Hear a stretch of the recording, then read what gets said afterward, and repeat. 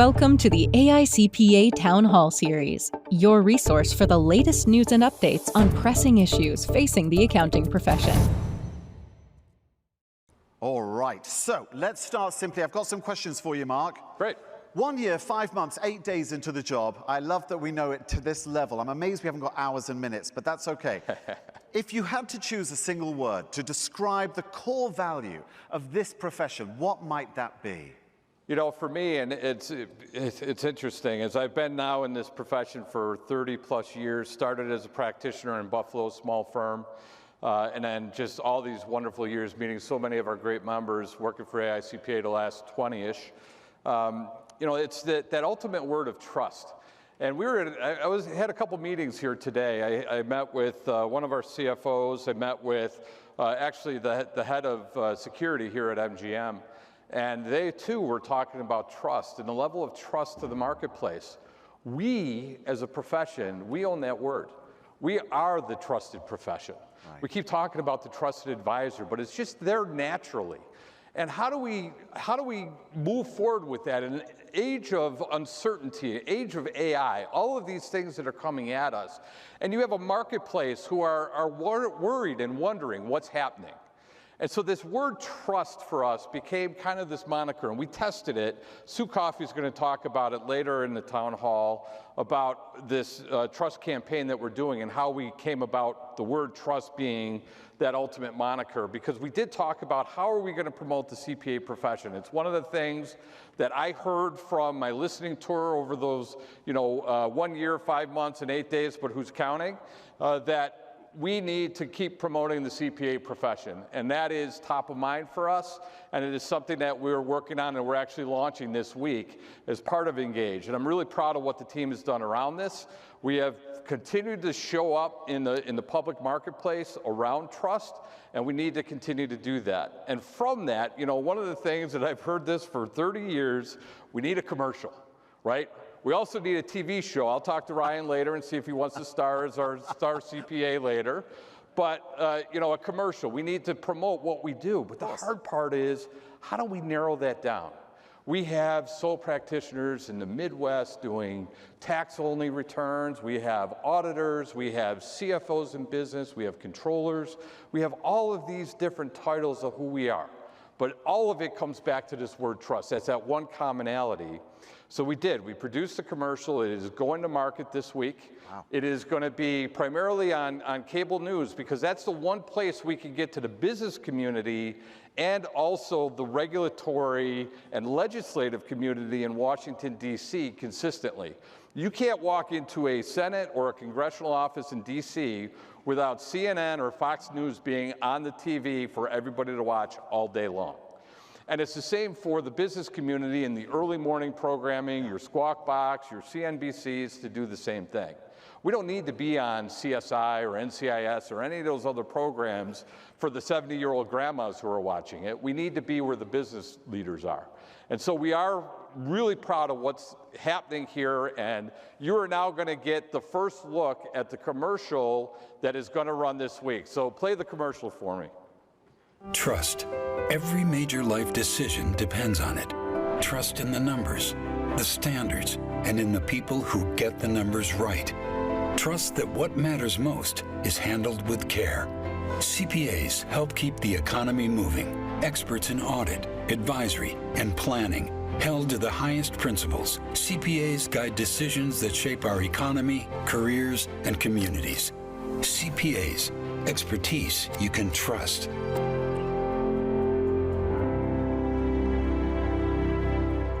That's cool. But very nice. That sings Americana. Yes. Right? And that was really what we were going for. And, I spent 3 years in political media, and I learned to appreciate being able to connect in the audience. And I think it was really hard. It's hard to do anything in 30 seconds, but I think we captured the profession pretty well in a 30-second ad. And you all can contribute to this. So the CPA Trust Sue will talk about it later, but we have a website dedicated to it, and we'll be able to get stories, because people need to hear your story. Right. If we want more CPAs doing it, or we want businesses to better connect, we need to hear your stories about how you're helping your clients today, how you're helping your CEOs today doing what they need to do. Absolutely right.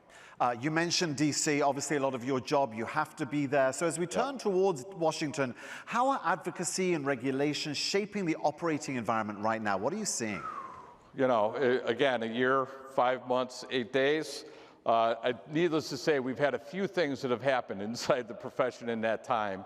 You know, we talked about this last year. For those who were at Engage last year, the change back to, or the new change around getting the CPA, that bachelor's plus 2 years of experience, plus the exam, moving, also adding that to the 150 hours plus 1 year plus the exam.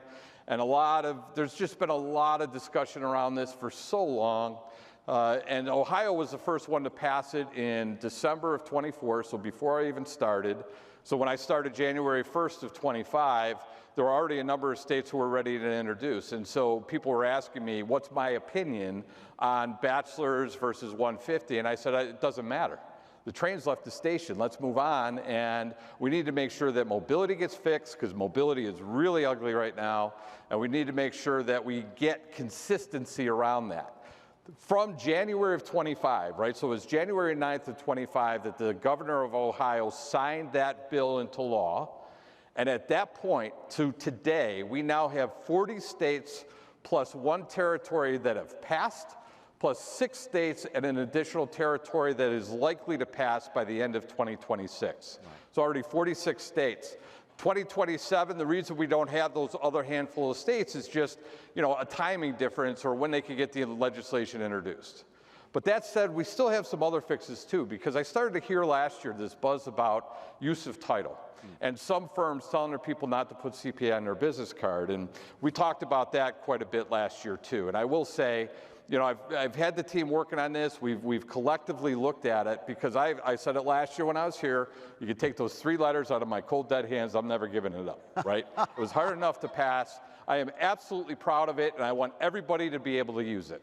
Now, we have it narrowed down to what we think are 13 states that we may have an issue with, whether it's that it's actually in the regulation that needs to maybe be changed, or it's in interpretation with the state board that needs to just be kind of educated, or at least have the conversation around. So we are working on that, getting to a solution around that. So that's kind of the CPA world. As far as Washington, D.C. itself, you know, I've met with the SEC and the PCAOB a number of times. We have the Center for Audit Quality, of which I'm a board member currently. I'm also the temporary interim CEO of that right now, as we're looking for a new leader of the CAQ.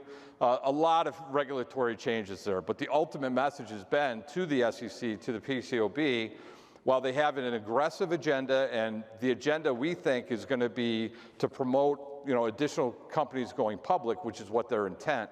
You know, the clock is ticking, and our member firms, they are not interested in this zigzag back and forth, depending on who's in charge, right, of to overregulate or underregulate based on what's happening. And so we really, we're trying to see a sense of consistency. So that's a lot of what's happening in Washington, a lot of conversations around that. We've talked quite a bit about tax. You know, I met with the current IRS CEO. Jan's going to talk about that a bit when we get to the town hall, because that's been top of mind at the service level. You know, we hear you. We've been talking about it a lot and just trying to get that straight.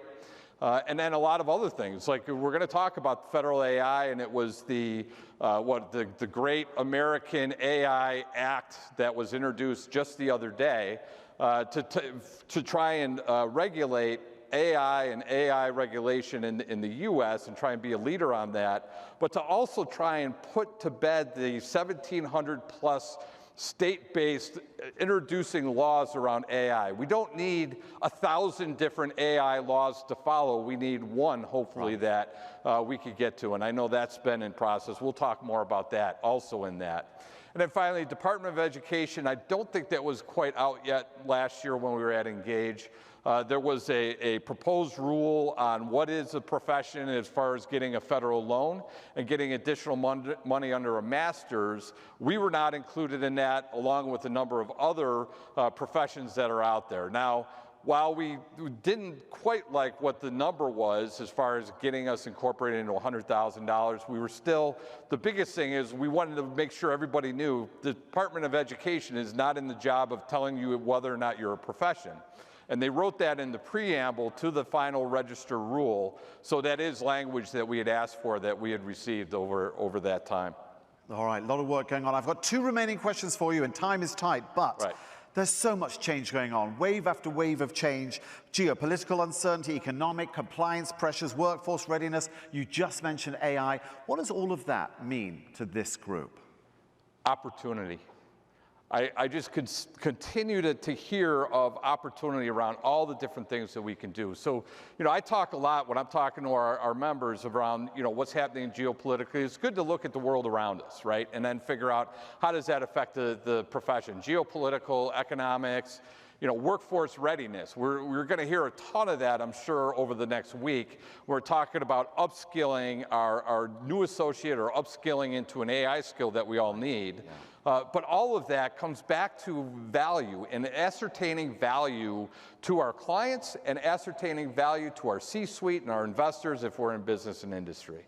And so getting that value based on all these things that are coming around. When we talk about geopolitical, one of the interesting things that I found on this, and you have all these different congressional hearings that are happening, and it all depends on which side of the aisle you're on, how nice they're going to be about the question. But when you think about geopolitical, and I am not giving opinions on the war or anything else, but we had the tariffs that were implemented, now we have the war, we have gas prices that are skyrocketing, and through all of that, in the U.S. citizens are still spending money. Yeah. Like it's not happening. It's amazing. I mean, it's just not like this recession like we always talk about. So every plane seat is sold out. Every restaurant seems to be full.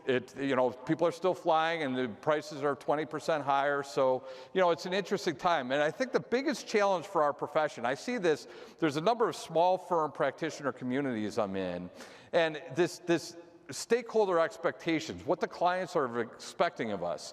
So we do a tax return, we've gone to school for years, we've practiced for years, and we hand our tax return over to our client, and they send us an email back and said, well, I just ran it through Claude, and let me tell you where you went wrong. Right? And now all of a sudden the practitioner has to explain it to their client how wrong Claude is, because Claude's access to data, they could be looking at IRS rules and regulations that are actually 20 years old. Right. Because it has access to all the data that's out on the internet, doesn't make it right. And now you have to justify yourself. So those are challenges, and some of the aspects of the work that we're looking at to try and help our member firms. Exactly, because the IRS will not appreciate hallucination, right? That's right. Lastly, RISE 2040, this very forward-thinking initiative. Yep. What is it? Explain to the room, and what does it mean to us? Yep, and do it in a minute 30 or less. All right, there you so RISE 2040, we did talk about it because it was just at the early stages of being launched. When you go back a number of years, this is where the profession, I think, has been very, forward-thinking. Back in the late 90s, it was the Vision Project. What does the profession need to look like 15 years out? They looked 15 years out. That expired around 2011. Paul Stalin was chair at the time. I was at AICPA at the time. They said, now we need to reset. So that became CPA Horizons 2025. CPA Horizons 2025. Lucky enough for me, I became the new CEO in 2025. And they said, guess what? That expired. Time to do it over again. And that was RISE 2040. But we did look back and we said, how right did CPA Horizons get it? And then what do we carry forward, and then what do we forget? Yeah. But then it was the ability to go out to our members and ask for input about the hard trends and soft trends that they're going through. You're going to see a lot of this, because you are all going to go through this process in the next week, because we have RISE 2040 integrated into this program for this week. So I'm really excited about doing that. On top of it, we also have an AI tool that has been built that you'll be able to go into that tool at any given time going forward to be able to say, here are the trends that I'm seeing. I am a CPA in the Midwest who does only tax returns. What do I need to know? I am a CFO in business, in construction. What do I need to know? Or our CGMAs from around the world. We had over 6,000 inputs already. And every new person that goes in there just adds to the data. And the data continues to get smarter. So we're going to have this ability going forward for this to be an evergreen project to be able to help our members truly stay on top of strategic thinking for themselves, for their businesses that they work for, and for their clients. So I'm really excited about that. Well, we live in interesting times, and you've got a plan. Sounds great. But now, I believe we have a town hall coming up, so I will leave the stage to you. Thank you very much. Thank you, Mark. Let's hear it for Mark Jeffries. Live from Las Vegas, please welcome to the stage our AICPA Chair, Jan Lewis, Sue Coffey, Lisa Simpson, and Eric Asgerson. The town hall begins now.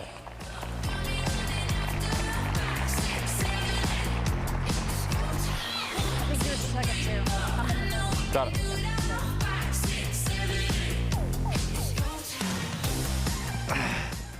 Good afternoon, Engage in the Town Hall community. It's great to be with you here in Vegas, and it's great to have the Town Hall community online with us. That was a fantastic opening, Mark. 10 years of Engage, 6 years of the Town Hall. Today is actually our 171st show. I asked for the numbers, 1.979 million, but almost 2 million. And right now, we've got over 12,000 online with us, Town Hall, 1,000 virtual. And let's do a quick look at the audience here so the Town Hall community can see everybody here in Vegas. All right.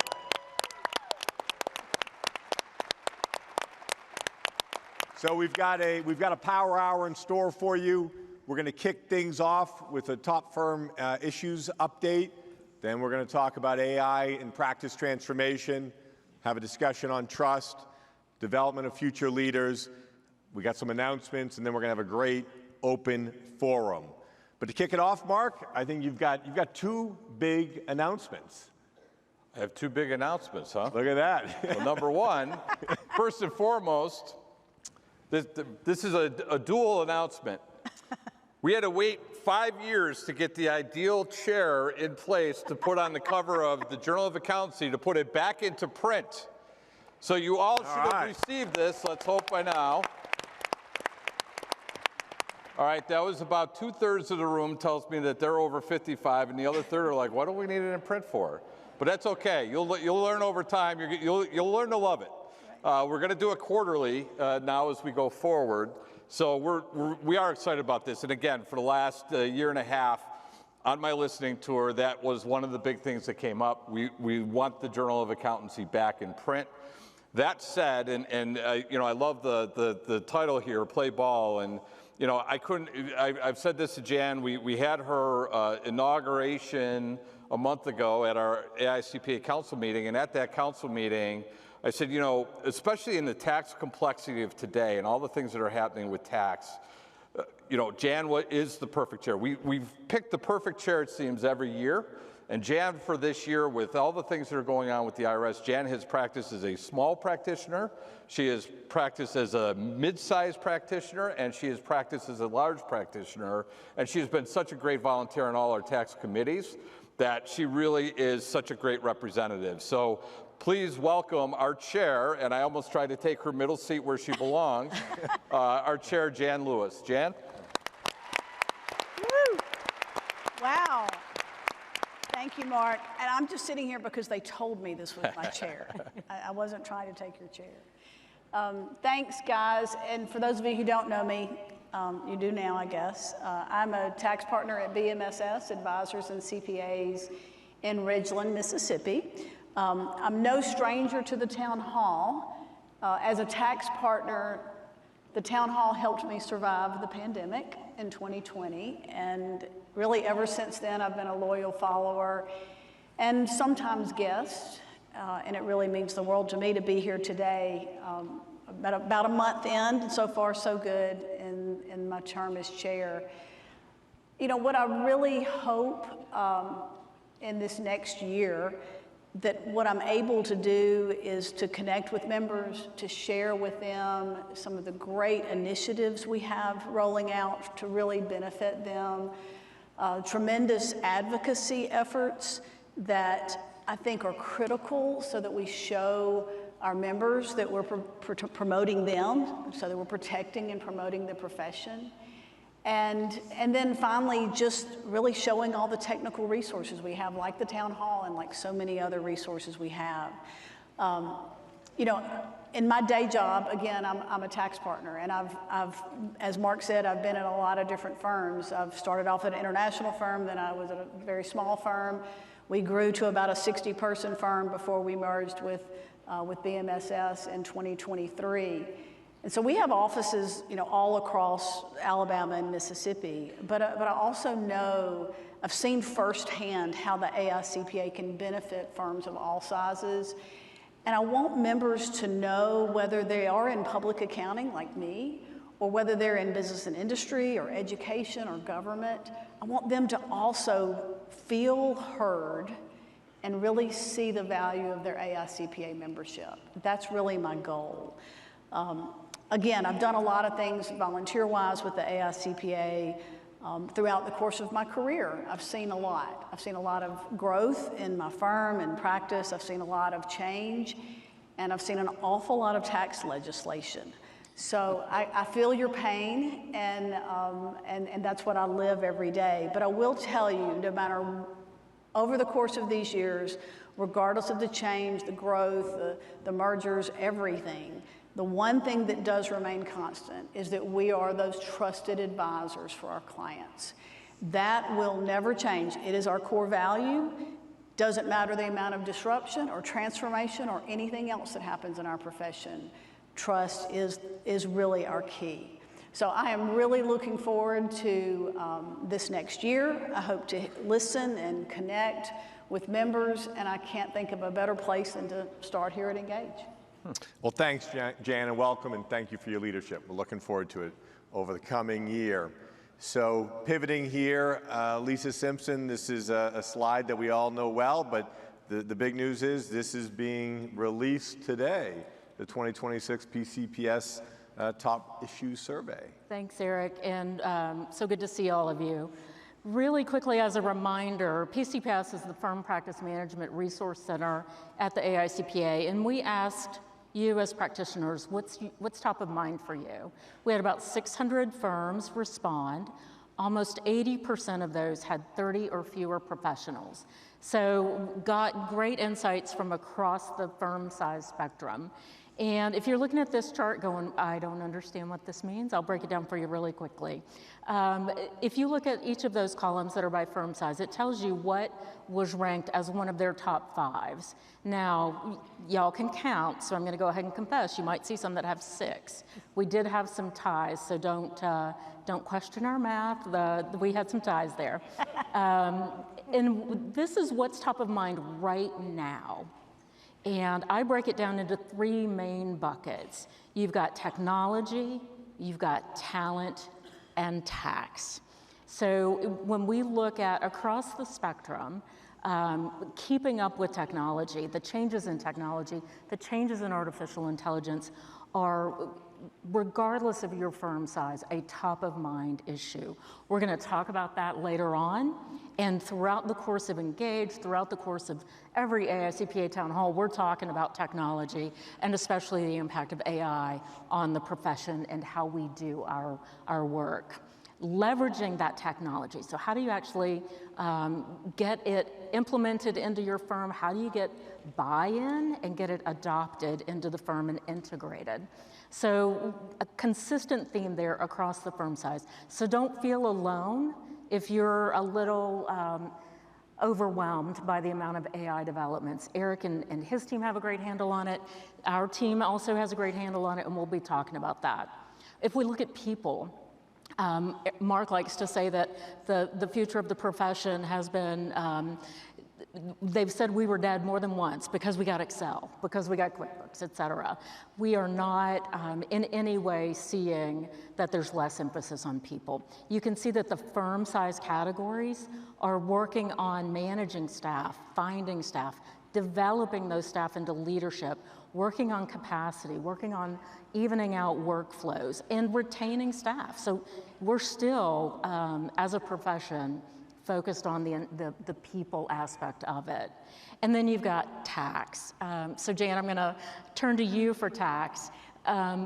We know that we can see that the smallest firms are showing that keeping up with the changes in tax law, the complexity, and also working with the IRS is a challenge. Tell me what you're hearing about that and what we're doing about that. Yeah, well, I will tell throughout my term as chair, I'm going to hear about this. I'm going to speak about it.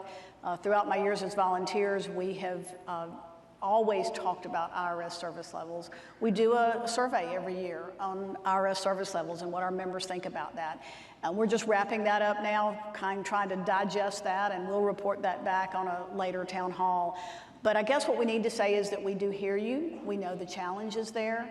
And we are hopeful. We think the IRS definitely wants to work with us and hear what we have to say. And the best part of that, we heard last week, the IRS is now actually hiring, going on a hiring activity to try to get new customer service representatives. That will help us in some of our pain with reaching to the IRS. So I'm hoping that's really key in helping us deal with the IRS. That's great. I'm going to come back to you in a minute for some technical updates because we got to talk tax technical. We also asked our firm leaders, what do you see as impacting your operations over the next 5 years? What's going to have the biggest impact on you? Again, technology and talent. So continuing with those consistent themes. And you'll see that, again, it doesn't matter what firm size you are, you're thinking about technology, but you're also thinking about recruiting staff, mainly experienced staff is what we're hearing, but also retaining those staff.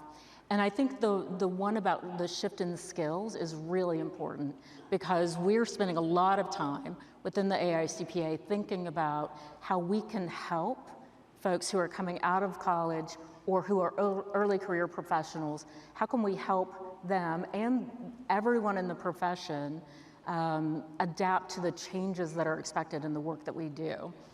And Sue Coffey and I will talk about that a little bit later. Another one that I get really excited about is adapting service offerings to changing client needs. So if you've participated in town halls before, you know that Eric and I love to talk about client advisory services. We love to talk about the transition from tax to advisory. And again, another preview of what we're going to be talking about a little bit later in the conversation.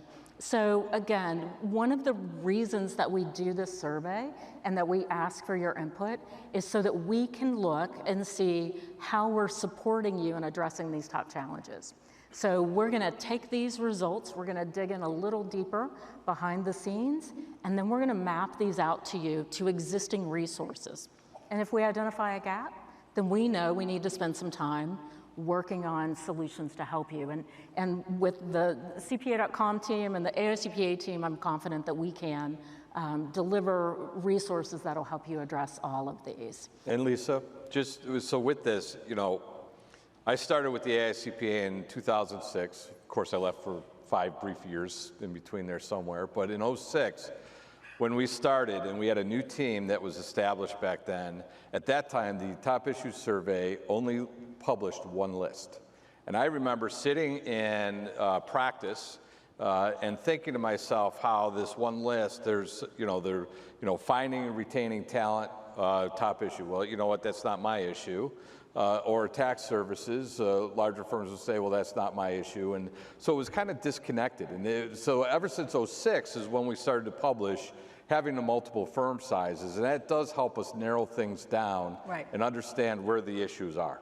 Yeah, agreed. And I'm excited that we're actually able to give you a look at some of the larger firm challenges because, again, I think sometimes as a small firm practitioner, you might think that the big firms have it all figured out.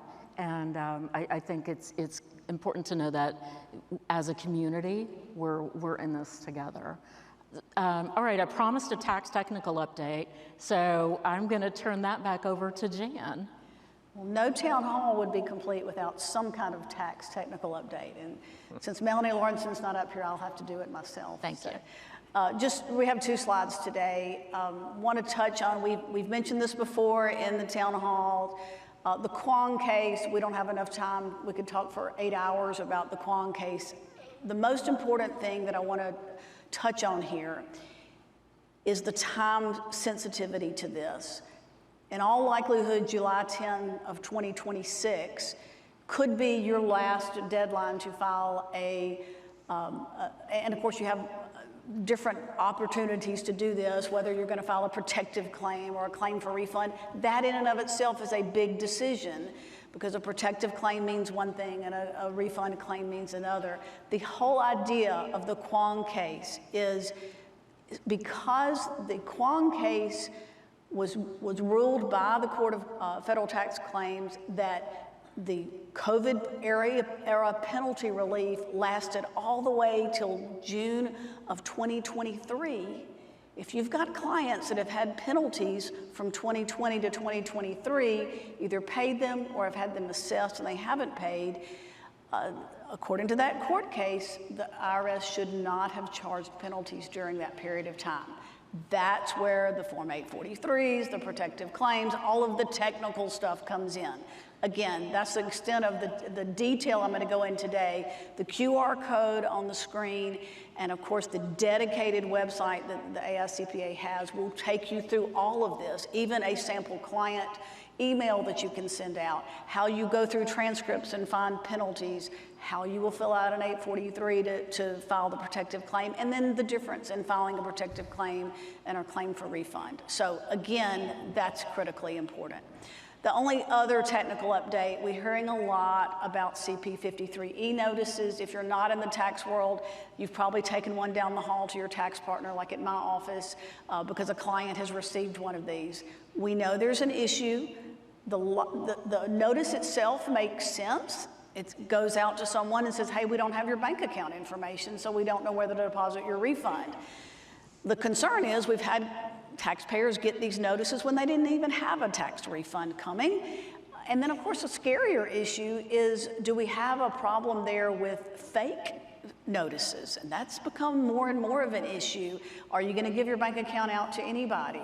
So the IRS has come out. We've reached out to the IRS. They acknowledge that it has been a very confusing issue. The whole issue of the executive order and requiring direct deposit, but as of now still not requiring direct payment, has been a real confusion for preparers and for taxpayers alike. We're on it. We're working with the IRS. If you've gotten one of those CP53 notices, one of your clients has got them, the IRS has acknowledged some of those are in error and there's nothing that you need to do. Thank you. Eric, I think we're going to talk technology. Yeah, we're 15 minutes in and we haven't, unpacked probably the topic of the event, which is going to be everybody, talking about what Gen AI is doing to the practice. We've got a tremendous group of solution providers on the exhibit hall floor, close to 200. That will be opened at 5 p.m. today. But what we're going to do is we're going to provide some high-level information, and then we're going to talk a little bit about what we see that's happening inside the practice. First off, this is a recently released study. Stanford's been doing this study for the past decade plus. It's an AI index that they put out. It's worth the read. They test all the different models. They talk about adoption. They talk about spend. So on this slide, you're seeing through 2025 the level of AI private investment. And it's staggering. It's staggering where you see the United States is. We're all reading the headlines, 286 billion. When you look at this year, this is where the forecasts currently are. The U.S. investment is going to double to well over 700 billion. 2027, they say that's going to $1 trillion. That's staggering. That's over 2% of the GDP. We're going to see these historic IPOs coming up with OpenAI and Anthropic. Anthropic, you've probably all been seeing the news. I mean, they're now at a run rate of over $45 billion.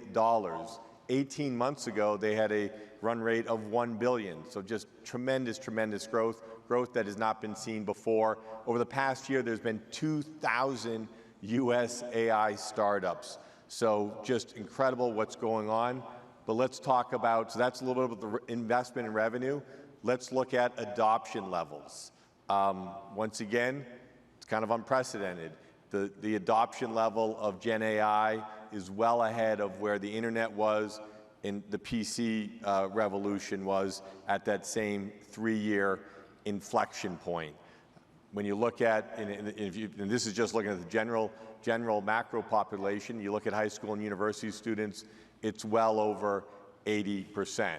But Mark, we get time to talk about what's happening here with us from an adoption standpoint. And we did another quantitative study related to what's happening in one particular area, an area that's really made an impact over the past 6 months in particular, and that's AI-powered tax research. So we went out and did a quantitative survey to over 1,000 US tax professionals. And this survey was done in 2025 as well. Look at the changes. At the firm level, it went from 33% to 60%. Plans on putting something in place also increased. And those with no plan decreased down to 7%. There's another interesting data point that's not shown in this slide. This is at the firm level. If you talked at the individual level, Mark, I'm going to ask a question about this. It's at 80%. So guess what? There's a few rogue employees at these firms that are doing it themselves. So Mark, tremendous opportunity for increased value here. Your thoughts on adoption. One thing, we've been at this journey, helping firms evolve their technology strategy for a decade plus. One thing I'm so excited about is how open-minded they are right now and the amount of trialing that's going on. Every firm I talk to, they're like, I'm trialing this, I'm trialing that. It's interesting because I've talked to, I've given 4 presentations in the last week, and I keep talking about the adoption curve. Tom Hood and I have talked about this as we look at RISE 2040. We said we'll never break the adoption curve. You're going to have innovators, early adopters, early majority, late majority, out to laggards. But I got to say, in something like this, especially as the technologies are advancing so fast, tax research being the example, watching our firms have greater adoption, and this is what I've said, is that as a profession, it's not that we're going to necessarily change the adoption curve, but we have to shrink the amount of time from beginning to end. And we're seeing that already. So even those who said, well, I'm not going to use that for tax research, they're using it today. The adoption curve timeline is lightning fast today. And so seeing that, one of the things I always find, again, with risk, this is why we've propped up our JOSI for A&A research, right, around our standards and getting other standards in there for tax research, having Blue Jay as a partner. What we can't have, and I gave the example in my introduction about, clients going out and using Claude AI thinking they got all the answers. Well, we also can't use Claude AI in an open environment and expect to get the right tax answer from a research standpoint either. So having it in a closed environment, knowing that we have the real information at our fingertips and understanding the validity of that is going to be incredibly important. And again, we have so many opportunities, I think, as a profession to be the leaders in this. I know we're going to talk about, the federal act proposal that's out there right now. Again, with the trust moniker that we're going to be the trusted testers around AI. We're going to have clients asking us to verify. They all still want a human in the lead to be able to say that AI is there, but I want you to make sure, I want you to tell me that I could trust this. Right, and Mark, in this report, it's 20 pages or so, and you'll hear what the firms are doing with the time that they're saving. And they're doing, and we'll be talking about this in a moment, moving to focus more on advisory, focus on better outcomes. So the opportunity is incredible. But this is significant. 60% of firms, putting these AI-based tools in place. There's more opportunity, but this is absolutely shrinking the adoption curve. And Mark, one thing, I mean, I opened up with this slide talking about, you know, this growth, 700 billion plus being invested. With that said, you know, there's lots of concerns. There's concerns on energy use, there's concerns on cybersecurity. Two big announcements this past week, though, one from the administration, one from Congress, related to putting some guardrails in place, or regulatory guardrails in place. Yeah, you know, it's been, we saw this in the sustainability ESG age, right? When that first started, it became the Wild West of standards. There were all kinds of different standard setters around it, and this is more on the, you know, kind of the audit-related space of what we do and some of the assurance around that. And I think, you know, right now, and I like the idea, the executive order was one thing about how they're going to review the models and they're going to be engaged in that, and that's from a national security standpoint. Again, Sue and I this morning were, and Eric was, and Lisa were there too, you know, listening to this head of security for MGM and the risks around AI that they're looking at every day, and what AI does from a security standpoint. There's a national security aspect to that too. And so thinking about that with the executive order that came out, but then also this Great American AI Act that was just dropped, and it's like 300 pages, I think, and we've been through it and looking at what's in it. But the biggest part is there's, what, 1,700 different AI-related laws and potential regulations coming out of the states in a variety of ways. We can't all comply with that. I mean, we can't have the Wild West around this. So I do think it's the federal government's thought that if we had one big standard for the country and get that out in front of Europe doing something or Asia doing something so that we set the standard, we're investing the most out of any other country. So let's set the standard around this and let's get it right, set the guardrails so we have that as we go forward. So this is a big piece of it. We're going to be actively participating in, you know, comment letters around this and working with Congress around certain things. I think, again, opportunity for us. There's some verification in there that I think CPA should be a very big part of as this comes down the pike. So, you know, look forward to what that's going to look like when we're all said and done. Mark, if I could just add, at the federal and the state level, we need to be at the table. Yep. We need to make sure that whatever is written allows us to perform the engagement in accordance with our standards. And so that takes, obviously, our federal legislative team led by Mark Peterson, all the state society CEOs. I know many of you are out there. And those 1,700 bills are primarily occurring in blue states right now. And so making sure that our legislative people are positioned at the table and have the resources they need to guide those legislators is super important. That's right. Yeah, it's good to see this is a bipartisan Great American Artificial Intelligence Act, you know, led by a Republican out of California and Democrat out of Massachusetts.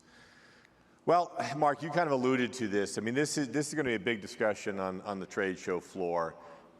You know, what are the potential benefits of these vertically AI-enhanced platforms versus the frontier models? You know, Gen AI, I mean, ChatGPT, Claude being Gemini being the frontier models, and then countless examples here of these AI-enhanced platforms that are using the models, but they also are putting in place controls, doing things about, you know, focusing on where the data goes, making sure it's at times stays, you know, not just at times, whenever it needs to, inside firm-managed boundaries, understanding when you want to, you know, toggle AI capabilities on and off in an engagement. There might be situations where you want to use it. There might be other situations where you want it to be more deterministic. When you look at these technologies, and this is what we've seen over the past decade, it's about the people, process, and technology. So this change management is critical. We're working on a lot of change management and practice development strategies, but the solution providers, these vertical solution providers, are doing the same thing. They're thinking through the use cases. So I think this is it's a very important discussion. At times, I think the frontier models will be playing, they are playing valuable role for the firms, playing valuable roles for their clients, and then these vertically AI-enhanced platforms will also be supporting. Great. Yeah, It's just such an interesting time around. We've talked a lot about AI, and again, we have just so many different types of CPAs sitting in the audience today: business and industry, small firm, medium firm, large firm, tax only, wealth advisors. So, all of it is going to get affected by this, and we need to be part of that ecosystem. In business and industry, you talked about some of that, like, auditing the verification of the use cases that happen. That could start inside the finance team in business and industry, and then the firm can come in and provide assurance over it. We talked about some, cybersecurity and AI-related tools that need to be done, and how different companies need to start looking at things differently, having these tabletops to be able to assess that in a different way. All of that are opportunities, again, for the profession to be actively involved in this. So, I'm done with the headlines that say, the accountants are going away because of AI. We are absolutely here to stay, and a ton of opportunity, and we just need to embrace everything that comes at us. Yeah, well said, Mark. And again, this technology is going to be the great equalizer. It's going to help firms of all sizes. When you're looking across the different practice areas, there's lots of things that you want to be thinking about. It's not just Gen AI. You might be using machine learning, using some other techniques. But what we are seeing is adoption in the audit area, in the tax area, in the advisory area.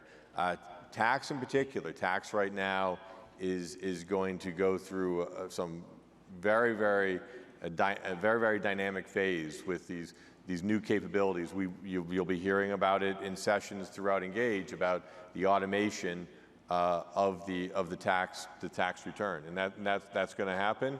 And there's going to be more opportunities for the trust advisor to really play their role. So Sue, we've got the CPA.com AI working group that's really kind of out there, working with the tech companies, working with the firms, kind of seeing where things stand. But we work hand in hand with your team that does a lot of the technical standards work. We do. And the Auditing Standards Board and the Assurance Services Executive Committee have been working in this area for quite some time to enable the how you audit an entity that uses Gen AI in their financial reporting system.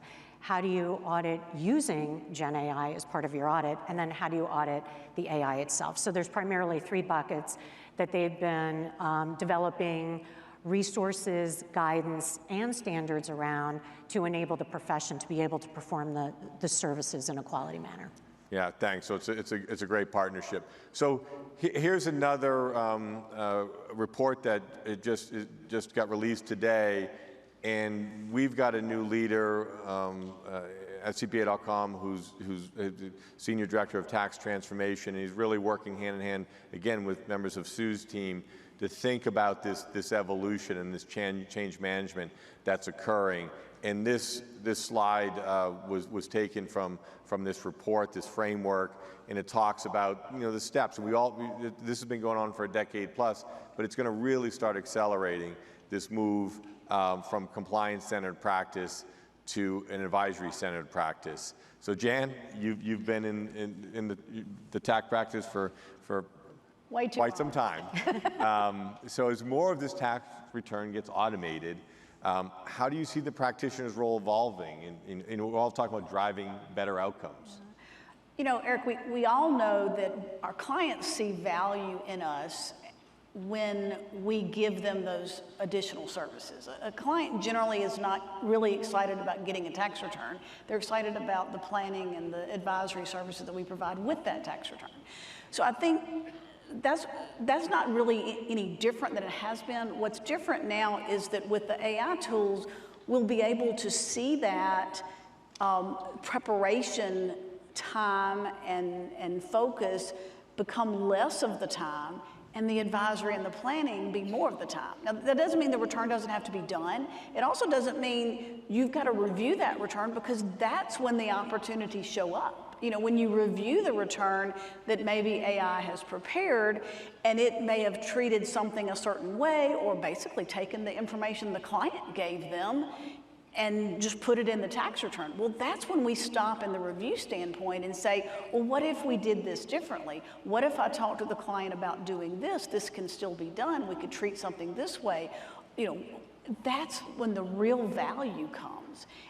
And I think it's also going to really start the communication process better, because we all know that a client's much more sticky if you communicate with them more often. So I think that's also part of this, that you're not just a product, a tax return, then you're delivering it. You're delivering information, help, assistance. You're solving problems while you're doing the tax work. Yeah, and I know you trialed some AI automation tools, and you had some great examples of like, okay, that's great, you did the preparation, but there were some adjustments you wanted to do. Yeah, I gave Eric, I was talking to him about tax returns the other day, and we used AI in our firm, and the AI prepared the tax return, and when I got it to do my final review, I realized that maybe an expense that was put on one schedule really should have gone on another schedule, and it had a tax impact. I realized that one client, you know, had a profitable business. Maybe we could still set up a SEP plan or some kind of retirement plan. AI's not going to know that. We know that, right. And that's our job, to be the advisor. Well, excellent. So this is something, you know, thinking about the strategy, thinking about those steps that Jan just highlighted, obviously talking to the different technology providers. It's a little bit of a frenzy out there, I'll tell you that right now. I'm talking to firms, all firms are building agentic tools, and then there's a lot of trials going on. There's proper steps to take in due diligence, so make sure you're following those, and things are going to continue to improve. So I think Mark said you want speed, but you do want to kind of think about your process and your business strategy as well, and there's some documents here to help you with that. Well, let's now. Trust is a topic of AI, but trust has got some, you know, broader things going on at the AICPA. I love the commercial that Mark showed at the beginning of our town hall, and I hope y'all are excited about it. Sue has been working closely on, you know, what messages resonate and why are we doing this. So, Sue, from a trust standpoint, how did we get? So we're talking about AI, and we're talking about trust, right? And the opportunity in trust. And I think somebody's got to go on Claude and create a trust bingo card, because I think we're probably going to hear trust 5,000 times during this conference, and whoever screams bingo first wins a prize. So obviously a huge opportunity. Mark talked about the opportunity. Everybody here has been talking about the opportunity of the use of Gen AI, but AI obviously brings a lot of risk to the system. It brings a lot of risk and challenges for businesses and individuals.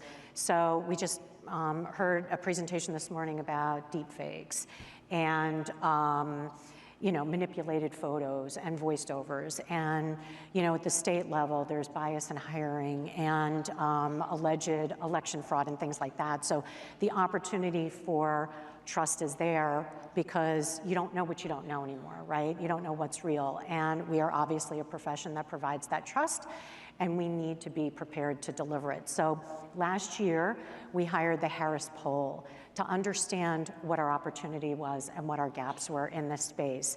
And the good news, the really good news, music to my ears, is that we are recognized as trusted experts. So we start from a very strong position in thinking about trust. But we have a bit of an awareness gap. When we ask business decision makers and Americans who really could benefit from our service, fewer than, or just about 49% are either unsure or confused about who we are and the extent of the services we offer.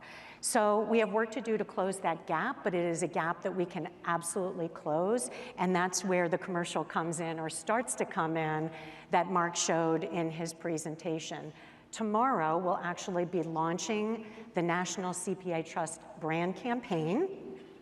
And it will involve a whole host of things, from paid media to, you know, a tagline that we can all use with our clients on social media. And so we're really excited about this. It's a long time coming for our profession, and as Mark said, our members have been asking for a long time, and I actually think we can make a lot of headway to close the gap that we have.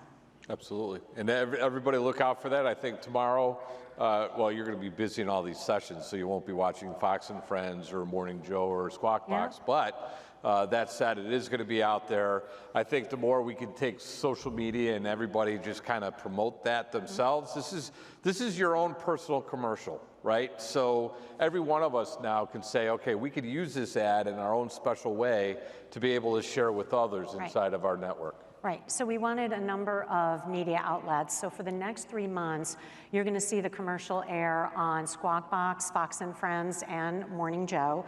In September, we're going to introduce some media placements on CNBC, and that's gonna revolve around a slogan that tested really well with the target audience. Remember, it's business decision makers and Americans who could use our service.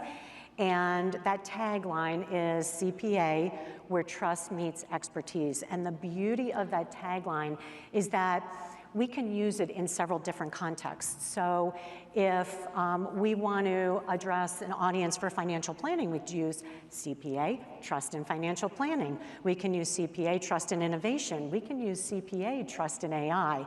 So there's so many ways that we can use that can really expand the advertisement campaign. And as Mark said, a big part of this is going to revolve around social media as well. Speaking of social media, if you haven't already celebrated your CPA or the CPA in your life, if you're not one, we just a quick reminder that closing this Friday is a digital mosaic that allows us to really amplify the excitement that we have around our 3 letters that stay in that we'll take from our cold dead hands. I want to shift from trust, which you can play on your bingo card, to another one, which is going to be human-led. You're going to be hearing human-led throughout the course of the conversation because we are what's core to the profession. It's the people. It's that trusted advisor relationship. And Sue, we've heard a lot about how firms are looking to adapt early career professionals based on changes in technology, changes in service client needs. So tell us about a big project that your team's been working on. Yeah, so if you could actually flip the slide, one more slide. So we have, over the last, 6, 7 months, we've been doing a lot of research to understand what the challenges with our skill, the skills that we're going to need as the marketplace changes. And we heard from firm after firm after firm and finance leader after finance leader after finance leader that the skills that early career professionals have are not necessarily where they need them right now and where they think they're going to need them over the next 2, 3, 4 years.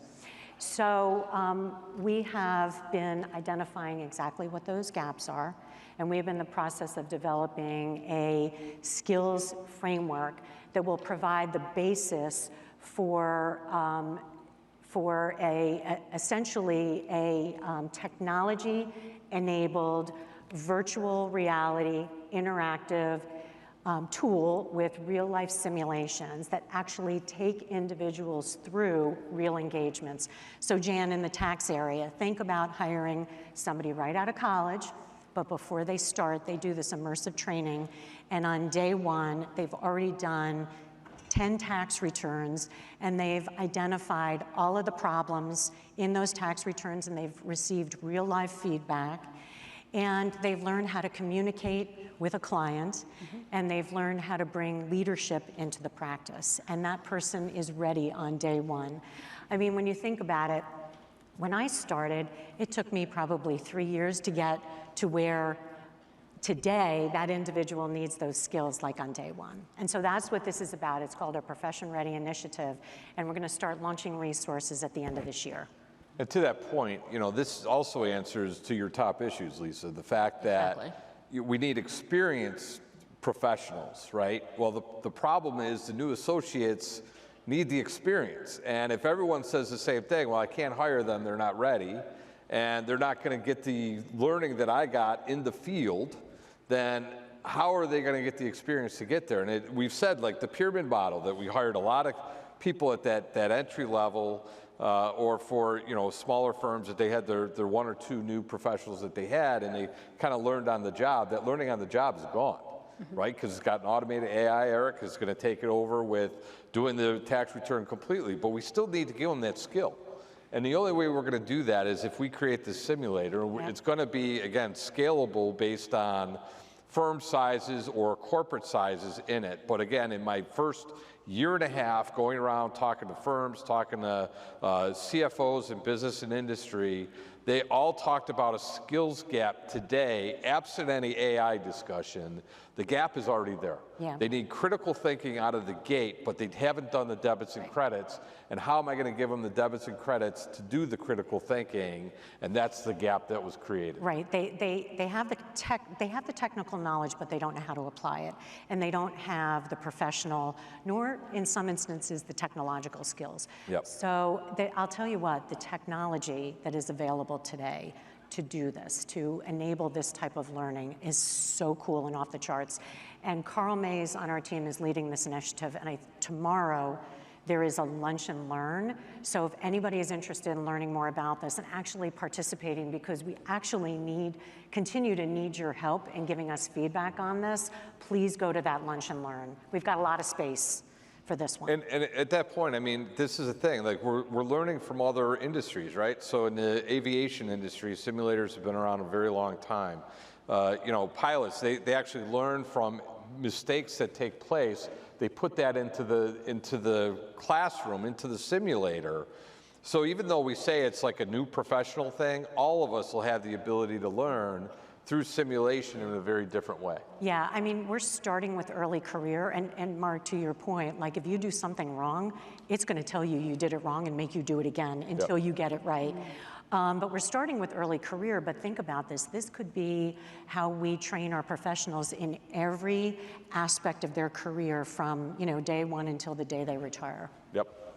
Okay, we're going to leave time for questions. That's what I've got town hall questions. I've got conference IO questions here. So I'm going to look at them, but we've got a few resources to cover. So let's just. Yep, Eric's multitasking with his different question sources. That's right. Really quickly, we want to remind you again about the opportunity to join one of our online communities. It's through a platform that we call Engage 365. You'll see the different communities that we have listed.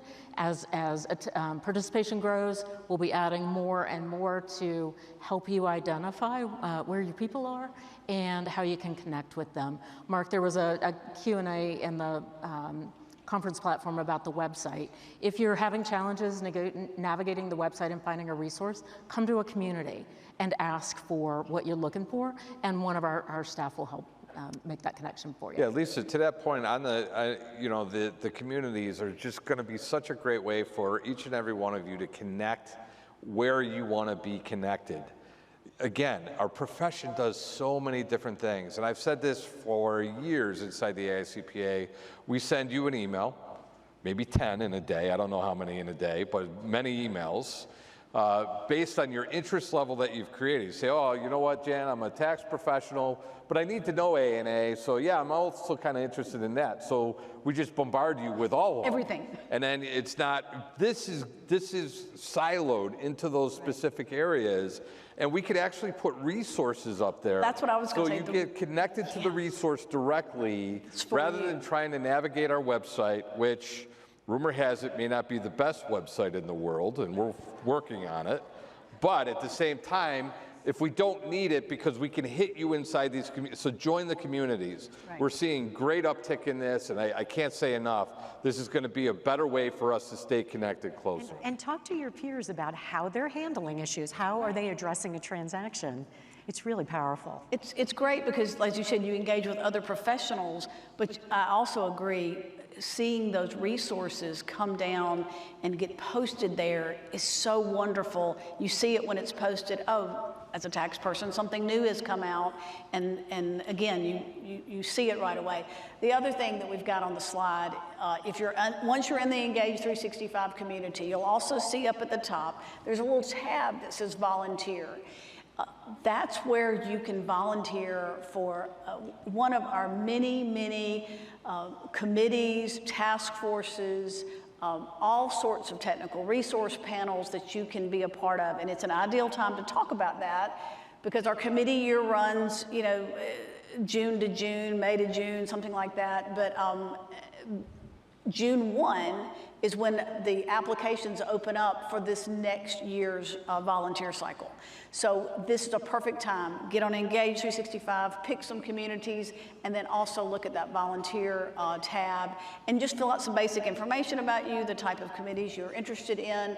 You won't hear right away because obviously it takes us several months to get all of that. None of that's decided until early next year. But we want to hear from you if something you're interested in, that you want to be a volunteer. I cannot tell you, I would not be sitting in this chair today if I had not gotten involved in my very first committee years ago. I've learned so much. I've gained so much confidence. I've taught, I've learned more things from what people have taught me, and I've just met some really great friends across the profession. So thanks, do it. Jan. There you go. I would have never known Lisa Simpson. A nice endorsement. So Mark? Yep. And to that, Jan, just to follow up on that, so I've interacted. We have a number of our chairs who are here at Engage, and I've had so many chairs just to talk about their volunteer journey and be able to say, you know, no matter how hard I tried to just give back to this profession, I ended up on a committee. I was one of 15, and no matter how hard I tried to give back more than I could receive, there are 14 other people just as smart as I am getting me all of this information. So it is something that's so important, I think, to this profession.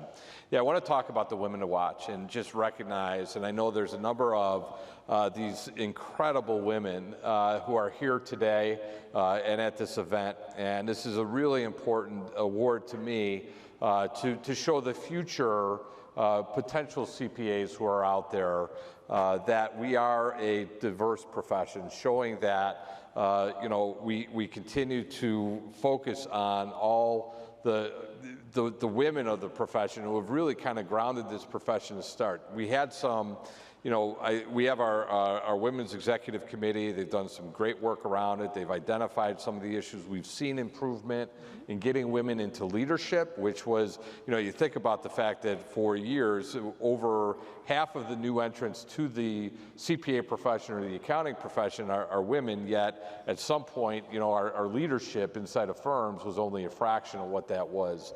This was a way, the Women's to Watch award and recognition was a way for us to show others that there are opportunities to be a leader in this profession. And, so these women show strength in who they are and what they do, and they're great role models to those for the future. So that said, we are also taking nominations for the 2026 Women to Watch Awards that'll be awarded later on.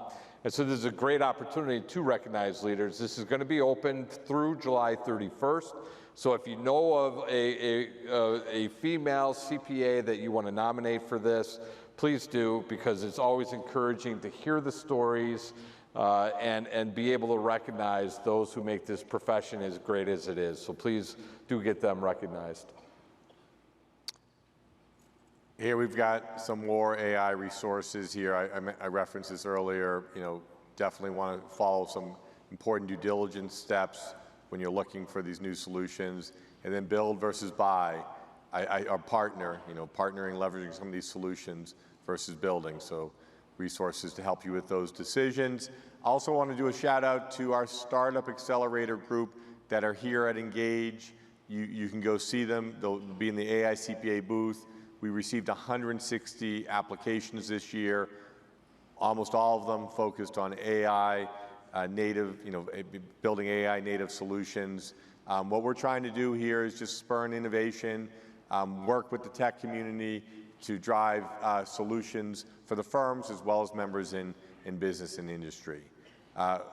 We got Digital CPA coming up. This is an award that is gaining more and more focus. So we welcome you nominating your fellow practitioners for the Innovative Practitioner of the Year award that will be given at Digital CPA. Nomination deadline is July 17th. So here we are. We do still have a few minutes left for open forum. So we've got the conference I/O. We've got a question that I think the top question so far is, I don't think it's really for us. It might be for the final keynote of the day. Will we see Deadpool in either of the next two Avengers? I don't know, Mark, if you found that out yet. What was the question? Is Deadpool going to make an appearance in either of the next two Avenger movies? Ryan, we'll try to get that to Ryan Reynolds We'll try later. to. We could probably hire somebody in Vegas to be dressed as Deadpool and say they're Ryan Reynolds. All right. I'm sure he would have exceptions. How about to that, I just but, volunteer to ask Ryan? There you go. I'll there just you volunteer go. to ask. So that's coming up. I think we did, and Mark, you've hit you understand this feedback on the website. We talked about that, but clearly this is you've got the community centers, but you're also working on addressing the platform. Yeah, the platform issues, I mean, it's been, I've leaned in on this a bit over the last 16, 18 months, and we are getting better. I know we were better on our firm billing issues that were out there, our just general billing related issues. We're working on getting Stripe incorporated into some of our purchasing power, which is going to make it a little easier in doing, online commerce with us. The website, again, and this is what I said, and with having AI, CPA, and SEMA, and then we jammed it all together, is trying to figure out what that looks like. Scott Spiegel is here, our COO. He's got a lot on his plate about digital transformation, and we continue down this path. It takes time. We had some big systems that we're trying to unravel, trying to get out of contracts to do that. So it is going to take a little bit of time, but I'm excited. But having Engage 365, which wasn't even talked about. I mean, we launched it at Engage last year, right? And it wasn't even on the platform. To give that as part of the solution and getting everybody over there to see the resources, Jan, that became the focal point. We could get the website, fixed at some point in time, but get over to those communities and you're going to have a better experience with AI CP out of the gate. And be able to read JFA in print so you don't have to go to the digital version. That too helps. Okay, well, thanks for that, Mark. I'm just going down the list here. So thanks for submitting these via Conference I/O. AI is getting booed at college graduations across the country. As we plan to utilize it to move forward, how do we guard against negative public perception? I mean, it's probably the biggest technology change of the 21st century, even going back to the last century. So a lot of anxiety, and I think it's something when we talked about some of the AI policies that are being put forth, a lot of things to think about. In the college campuses, one thing they're concerned about is how it's going to affect their employment. Yep, absolutely. So we're hearing that. I'm getting that from members. I have members saying, my daughter's thinking about getting into accounting. What do I tell her? I'm like, tell her absolutely. Why wouldn't you? And they're like, well, I'm worried about AI. Well, again, for those who embrace it, it's going to be there. And again, we have to keep pushing forward because the opportunities are going to be tremendous. It goes back to us telling a better story. And that's right. We tell that story about a profession, and that's every one of us, not just the people up here. That's right. That will impact the students. Yeah, it is. Well, I mean, I think for the firms, for members in business and industry, it's an incredible opportunity to just be more strategic and have the mundane work automated. Tell the story. That's the story. That said, that's a big thing. And I had one of our members, tell me, I talked my daughter out of getting into accounting. I told her, you don't want to do that. You should pick something else. I said, what does she do? And he says, well, she's a cardiologist. I said, why? Because the hours are better? Right? And you can't even say the income at some point. They're all employees of these big hospital groups now today. So, it's all relative. And yeah, we work hard. There's no doubt about it. And I'm proud of the fact of working hard. And, I think it is still a good story to tell. All right, so we're kind of in pure lightning round. We got maybe a couple. Mark, I know you like 7-year-old grandmas. That comment earlier, it did. Few people saying 7-year-old grandmas are good members. There are plenty of 70-year-old grandmothers that are very technologically adept. But listen, I'm not far away from being in that category. Okay. Sue, here we'll end on this question here, and then close out the town hall and this opening session here at Engage, has there been an increase in undergraduate accounting students based on the bachelor's plus 2-year change? Yeah, I don't think we quite know that yet. I think we'll know more next year. But this is the 3rd year in a row where we're seeing increases in enrollments, and they are converting to graduates, and they are sitting for the CPA exam. So like the elevator, it's a really good story, and we should be proud of all the work that everybody in this audience has done. But that happened, the increase in enrollment happened before Bachelor's That's Plus right. 2 even happened. The increase, yeah, it did. So that is a good story. That was NPAG, part of what you put into place and all of that. But then also, what I worry about, and this is where we all need to lean in a little bit, is that this actually adds candidates to the system now. And if there's a softening of employment inside of firms just temporarily, we don't need kids going back to school saying, well, don't finish in accounting, there's no jobs. We're doubling, in essence, almost the number of candidates available to work based on the bachelor's coming into place. And if you couple that with the Profession Ready Institute, you've got a really good story to tell. There was a headline, I think it was in Today, that there were 5,400 jobs lost in the last job reports in our category, which is accounting / bookkeeping / payroll clerk, which is a pretty darn broad category. I guarantee you we didn't lose 5,400 CPA jobs. Right. But in the category of bookkeeping, automation, and payroll, there's definitely going to be an effect of that. So we got to manage the story relative to the headline of who we are as the profession. That's right. Mark, with that, we're going to have to bring this opening session to a close, this town hall to a close. If this is your first town hall here at Engage, we encourage you to register. Here's the upcoming town halls. What a great kickoff to Engage 2026, the 10th anniversary. Can't wait to be out there meeting people in the hallways, on the trade show, throughout the sessions. So Mark, thanks for your leadership. Jan, Sue, Lisa, it's been a great show today. Thank you. Thank you for your participation. You can also subscribe to the AICPA Town Hall series on your favorite podcast platform, as well as watch archives on YouTube and find resources at cpa.com/townhall. Tune in for live broadcasts, Thursdays at 3 p.m. Eastern Time.